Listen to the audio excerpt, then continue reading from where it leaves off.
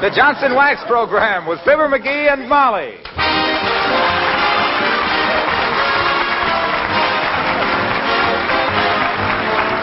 The makers of Johnson's Wax and Johnson's Self-Polishing Glow Coat present Fibber, McGee, and Molly, written by Don Quinn, with music by the King's Men and Billy Mills Orchestra.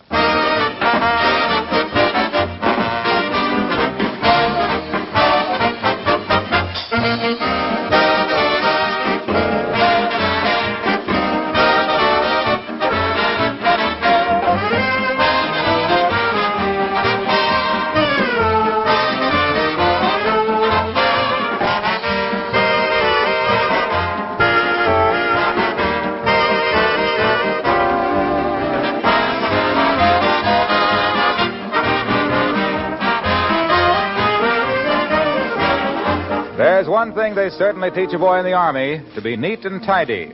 There's nothing like a stretch of kitchen police for giving a man respect for little things like keeping shoes shined, buttons sewed on, guns spotless and gleaming. Which reminds me that S.C. Johnson & Son are making for the armed forces millions of cans of a product for keeping those rifles clean called Rifle Bore Cleaner. I forget just how many, but it's an impressive figure. And it's just one of a number of war products made by the makers of Johnson's Wax. Special finishes of all kinds that go directly or indirectly into war production. Many of these are for the protection of metal or rubber or wood surfaces in the same way that millions of homes use regular Johnson's Wax and Johnson's Self-Polishing Glow Coat for the protection of floors, furniture, woodwork, and linoleum.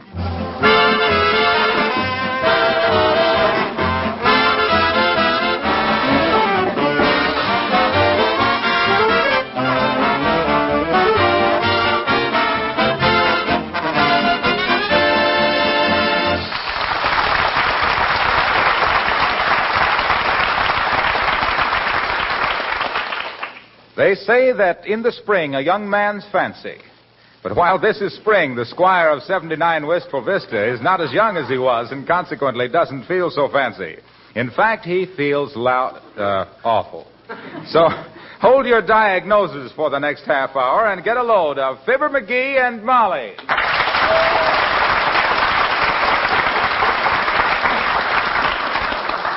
McGee, what's the matter with you today? You've been grumping around here like a centipede with bunions. I don't know. I just don't feel good.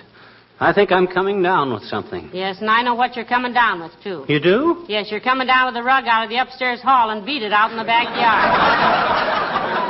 No, I'm not. I'm too sick for that stuff. No kidding. I got no pep today. I'm not good for anything. Ah, go on. You've just got an acute attack of honesty, dearie. Huh? What are your symptoms, if Well, I'll give them to you alphabetically. A, I'm all wore out. B, I'm bushed. C, I got chills. D, I'm dead. E, I got no energy. And F, I need a physician. Have you got a headache? No, I haven't. The worst thing I got is no pep. Got no energy. I just want to sit down and rest all the time. What's the matter with me anyway? Oh, I think it's just temporary. You've only felt that way for 25 years. It'll go away. I think I ought to have a doctor. Nonsense. Go out and take a walk or take a nap in the porch swing or maybe mow the lawn. Oh, mow the lawn, she says. You trying to kill me? Anyway, I ain't got enough energy to do any work. No sleep, for one thing. Uncle Dennis woke me up last night when he come home from that bakery at 4 a.m. How do you know he was at the bakery? Well, he was pie-eyed again. Now, listen, don't pick on Uncle Dennis. He had a great sorrow once in 1924, and he can't forget it. You mean the time his wife run away with a sewing machine salesman? Yes. I thought she came back. That's his sorrow. I got my own troubles. My legs are so much like rubber, I feel unpatriotic every time I take an extra step. Look, Molly, call Doc Gamble for me, will you? No, I won't, McGee. Doctors are too busy these days to make unnecessary calls. It don't have to be a business call. Ask him over for dinner. We're having chicken anyway. Fibber, McGee, if you think I'm going to ask Dr. Gamble over for dinner just so you can wheedle a little free medical advice out of him, what's his number? Give me the phone. I'll call him myself. Here. Thanks. Hello, operator. Give me Dr. Gamble in the medical and loans on your signature alone building. I think the number is 8654. Goodness sakes, is that you, Mert? Oh, dear. How's every little thing, Mert? It is, eh? What's say, Mert? Your mother? She beat the rap, eh? Heavenly days, McGee. What happened? Her mother bought an evening wrap and had to hurry home before it was delivered.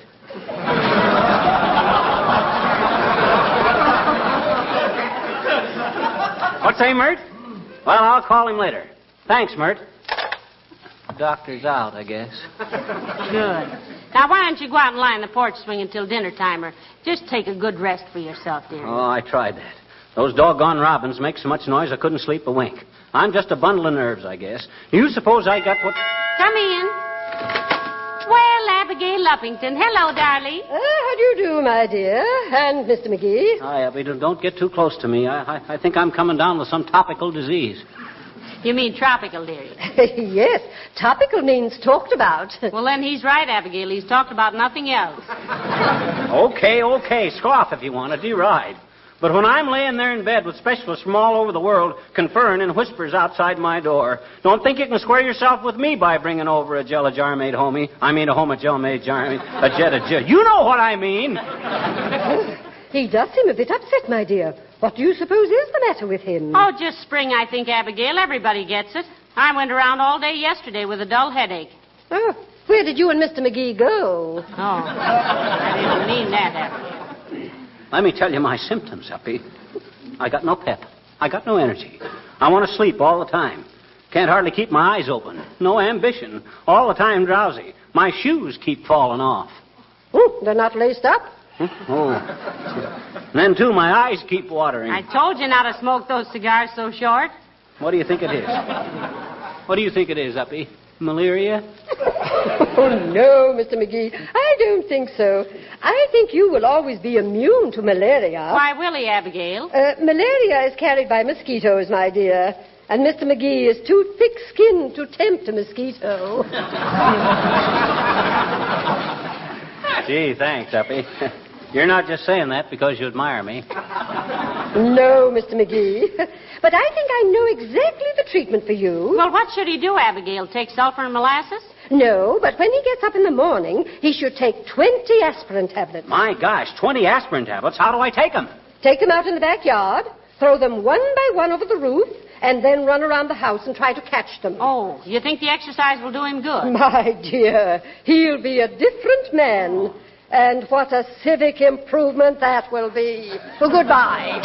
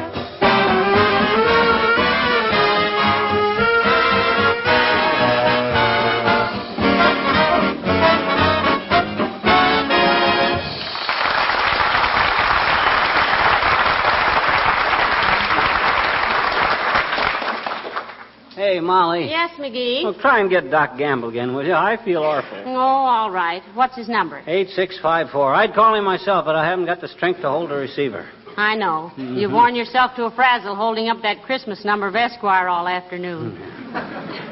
Well, there's some very interesting stories in it, they say. Quiet a minute. Hello, operator. Give me Wistful Vista 8654. What? Oh, how do you do, Myrtle? Ask her how's every little thing, Myrtle. How's every little thing, Myrtle? It is? What's that, Myrtle? Your cousin Myra. Had the hiccups for 7 weeks. My gosh, why didn't they do something about it? Well, they didn't know she had them. She's a riveter. Yes. Yes. What, Myrtle? Oh, thank you. She's ringing Dr. Gamble's office now, McGee. Tell him we're having fried chicken. The poor lad. I guess he could use a good home cook. Hello? Is Dr. Gamble there? Well, this is Mrs. McGee. Will you tell Doctor that we want him for dinner tonight? Yeah, he'll look good on a platter with an apple in his mouth. Yes. You tell him to get here whenever it's convenient. Yes, he knows where it is. Thank you. Well, his office nurse said she thought he'd love it, McGee. Why, sure he'll love it, particularly fried chicken. Doctors get so they think the only bird in the world is a stork. Gee, I wish I had some pep. I feel like I'd been drugged through a knothole. I never thought I'd ever feel... Wonder if that's a doctor already. Come in. Say, he couldn't hear that if he had his stethoscope at the keyhole. Come in. Hello there, kid. Oh, hello, Mr. Oldtimer. Hi. Understand from Mrs. Uppington that Johnny here's got the pip, daughter. That's why I come over. Oh, I think it's just a touch of spring, Mr. Oldtimer. He just has a feeling of lassitude. Yeah, and my longitude ain't so hot either. Well, I just thought I'd drop over and give you Grandma's recipe for a spring fever, kid. Doggone it, I haven't got spring... I don't think that's it, Oldtimer.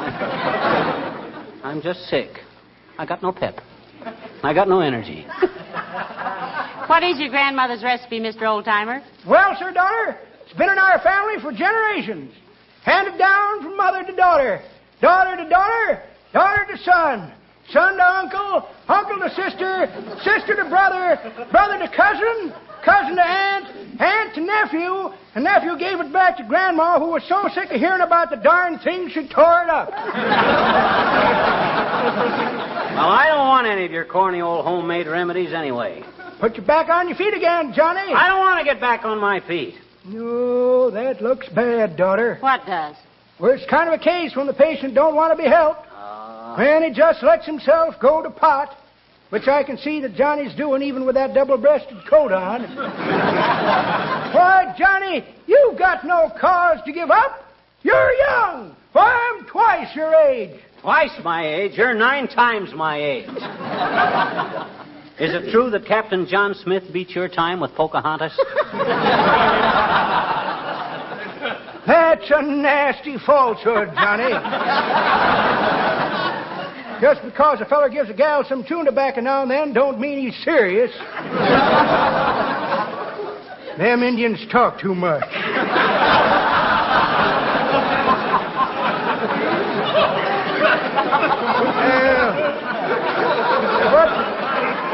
What I was going to say is I'm twice your age. I'm in better shape than you are. Well, neither one of you has any shape to brag about. I can still jump up in the air and crack my heels together 3 times. Look it. Oh, heavenly days, what a fall. Are you all right, Mr. Oldtimer? Yes, I guess so, daughter. And, Johnny... Yeah? You keep lying down and take it easy, Johnny. We ain't as young as we were, you know. So long, kid.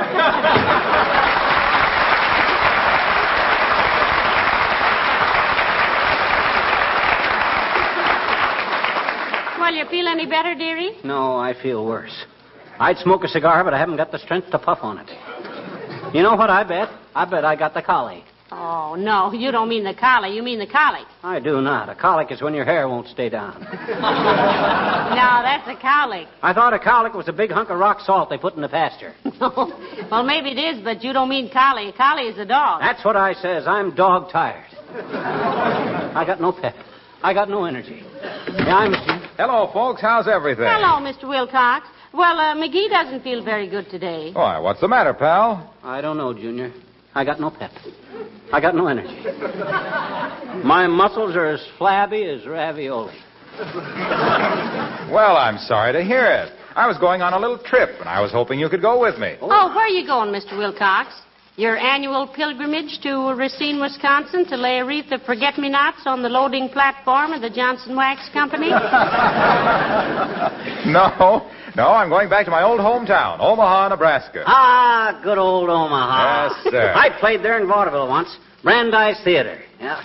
That was years ago, of course, when I was in good health. Oh, you and your health. You're a hypochondriac. So what? You go to your church and I'll go to mine.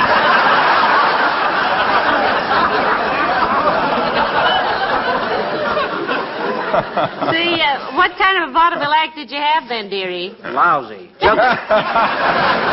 Used to throw a 40-pound cannonball up in the air and catch it on the back of my neck. Gee, didn't you ever get hurt? No, but every time I caught the cannonball, it took a quarter of an inch off my height.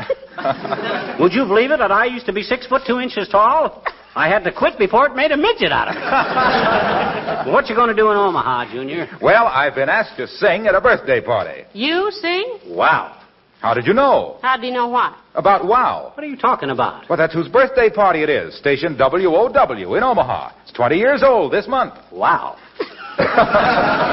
Meaning no disrespect, Mr. Wilcox. I've heard you sing, and that's a long way to go to do it. Yeah. It ain't far enough. Well, I know, but that isn't the only reason. There's a Better Homes show there, too, and I'm giving a talk on Johnson's Wax. Oh. How it protects and preserves furniture and woodwork and floors and seals the surfaces of so many things against dust and dirt and dampness. Oh.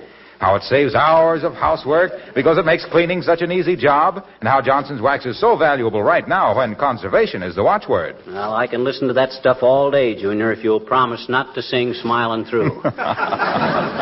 Well, as a matter of fact, I'm writing a song about how a Johnson's Waxed home is a clean home on account of how it protects against germ-laden dust and dirt. Oh. I'm calling the song, Beat Me Daddy 8 to the Bar, if you don't think my housework is up to par. How do you like it? Well, confidentially, Junior. McGee, it does not.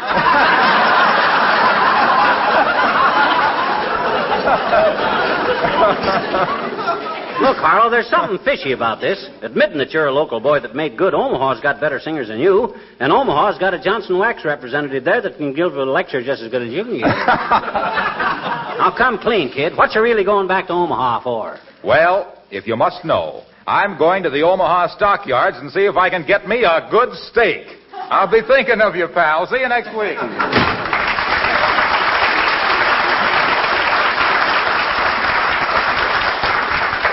Notice the sympathy he gives me on my illness? That guy's got all the tender compassion of a pile driver. Gosh, I'm tired.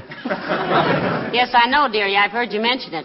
And I'll have to admit you don't look sick, though. I don't really? No, you don't. You merely look like a fella... Oh, heavenly days, there's the doctor now, and me in a house dress. You entertain him, dearie, while I put my face on. Okay. There's a good kid. Pretty worried about me, too. Kidding me to keep up her spirits. Come in, Doctor. Hi, mister. Oh, So it's you, is it, sis? Sure it is, I betcha. Who'd you think? I was expecting the doctor. Oh, who's sick, mister? I am.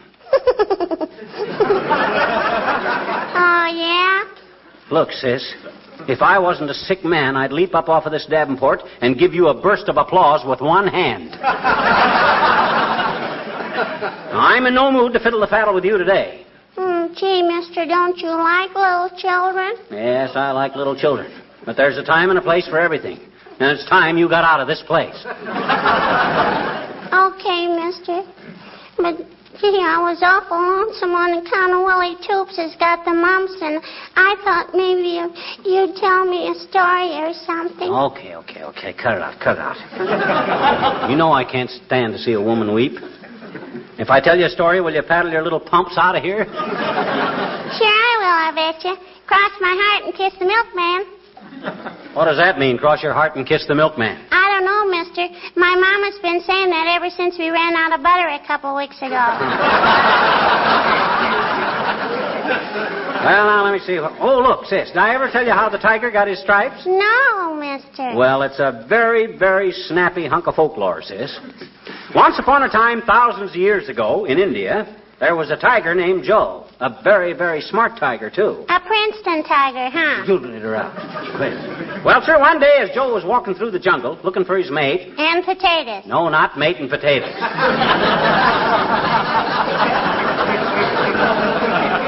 Just his mate, a lady tiger. As Joe was walking along, he passed the village and saw a barber standing outside of a barber shop. A nice, fat barber. Oh. So Joe says to himself, he says, ha, ha, ha, breakfast. So he sneaks along on his belly, on his stomach. All of a sudden, he leaps at the barber. Oh, boy. But the barber sees him just in time, and he ducks behind the barber pole. And Joe was going too fast to stop, and gulp, he swallowed the barber pole by mistake. And ever since then, all tigers have wore stripes. They all wear stripes now to remind them not to act so hasty. Wasn't that a good story? No. Huh? In the first place, mister, everybody knows that by natural mutation, the tiger develops stripes for protective coloration to blend imperceptibly with the surroundings of their natural habitat. So don't give me that barber pole malarkey. No. As a frank buck, you're spent. So long, mister.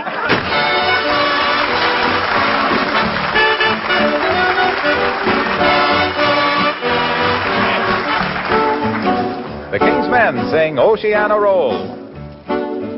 Back in 1911, vaudeville was in its heaven. Everyone was doing it, doing it, doing it. Everyone was frivolous and gay. Comedians in baggy pants were followed by precision dancers. Then up on the stage at a slightly smaller wage appeared the old quartet. And in a style you can't forget, they open up and sing this way.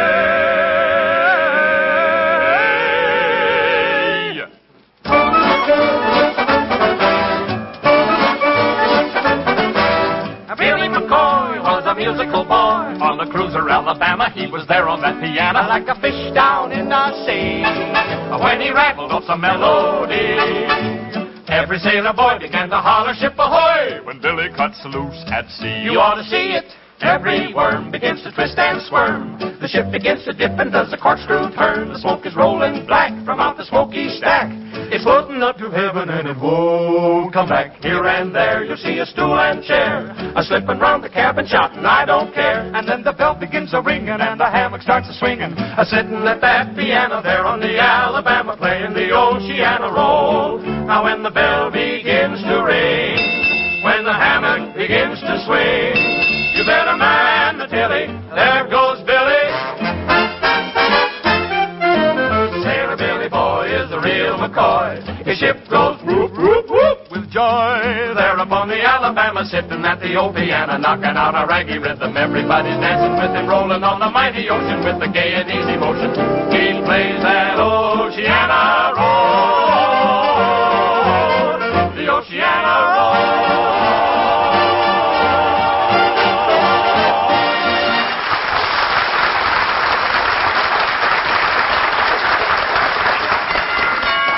Hey, Molly, Doc Gamble is here. Open the door, will you? I'm too weak to get up. All right, McGee, you just lie still and be good to your arteries. Well, hello, Dr. Gamble. I'm so glad you could come. Good evening, Mrs. McGee. Mighty nice of you to invite me.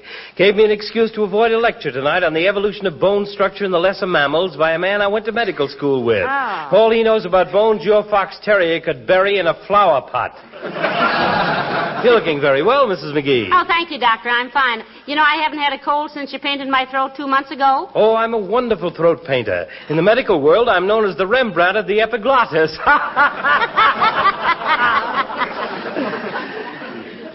Hi, Doc. Well, I didn't see you there, McGee. You're looking very well, too, my boy. I am? He is? Yes, indeed, the picture of health. Oh. And I'm glad to see you relaxing there in the Davenport, McGee. Huh? Keep that up and you'll live to be 120. Huh? You can't burn the candle at both ends without making a double drip of yourself.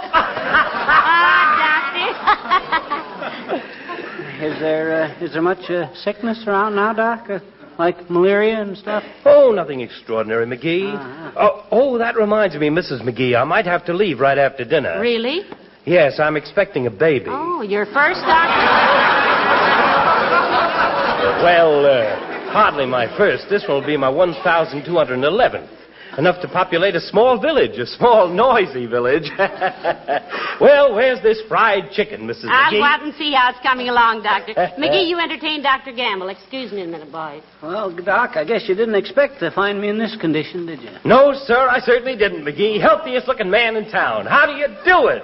Just learn to take things easy, huh? Well, that's marvelous. Yes, sir. As a matter of fact, Doc, I've been kind of off my feet. Good for you, good for you. More people die of overeating than traffic accidents anyway. You're very wise, McGee. Been a lot of graves dug with a knife and fork. I always say... Would you mind answering the door, Doc?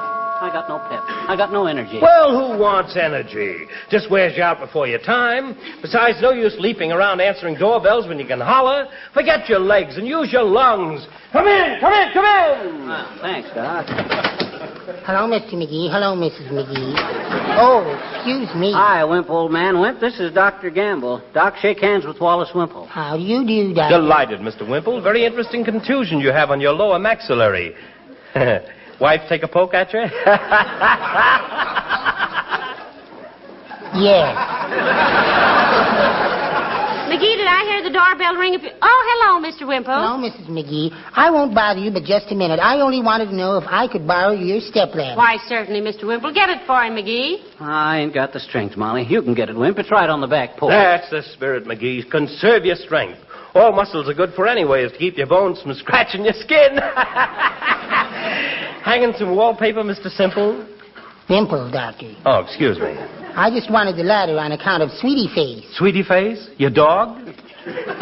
Sweetie Face is his wife, Doc. Oh, excuse me. What about Sweetie Face, Mr. Wimple? Oh, we got into a little argument this morning, Mrs. McGee, up in the attic.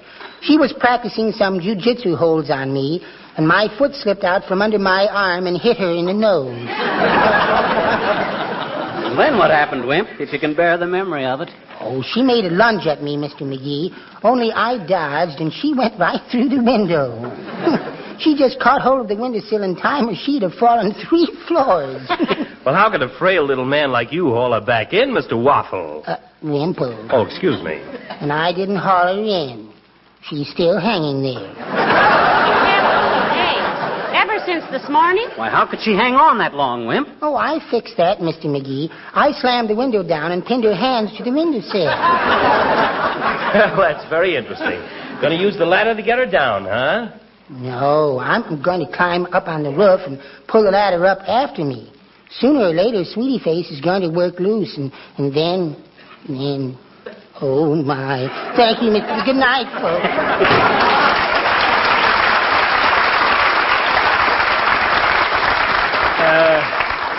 Brutal little family, isn't it? Well, is that fried chicken nearly ready, Mrs. McGee? In just a few minutes, Doctor. I just took the biscuits out of the oven. Better go comb your hair, McGee. Oh, I don't want any dinner, Molly. I got no pep. I got no energy. Maybe you can bring me some stuff on a tray. Oh, no, I'll do no such a thing, McGee. Come on, get up. Oh, don't talk like that, my dear. He's very intelligent. He's relaxing. No, I'm not, Doc. You're not? Now, McGee, you Well, promised... Doc's interested, aren't you, Doc? In what? My case. You see, Doc, I got no pep. I got no energy. Ever since I got up this morning, I've been feeling dopey. McGee, you're wonderful. Huh? You've just diagnosed your own case better than a staff of specialists. You mean I'm just naturally a doctor? No, I mean you're just naturally dopey. Well, is that chicken...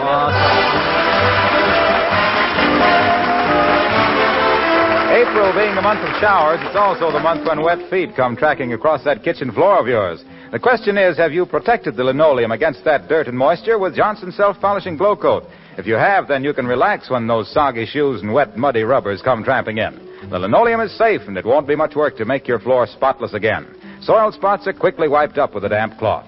Johnson's glow coat is the easy-to-use floor polish, needs no rubbing or buffing. And in times like these, it renders extra assistance because self-polishing glow coat makes linoleum last 6 to 10 times longer than an unprotected surface.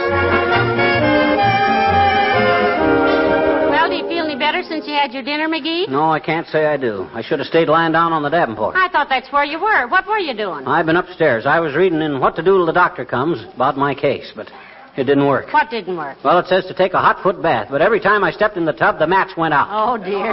That's what I say. Good night. Good night, all.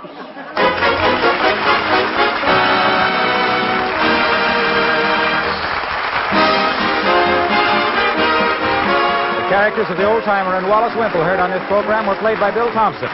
This is Harlow Wilcox, speaking for the makers of Johnson Wax Finishes for Home and Industry, inviting you to join us again next Tuesday night. Good night. This program reached you from Hollywood. This is the National Broadcasting Company.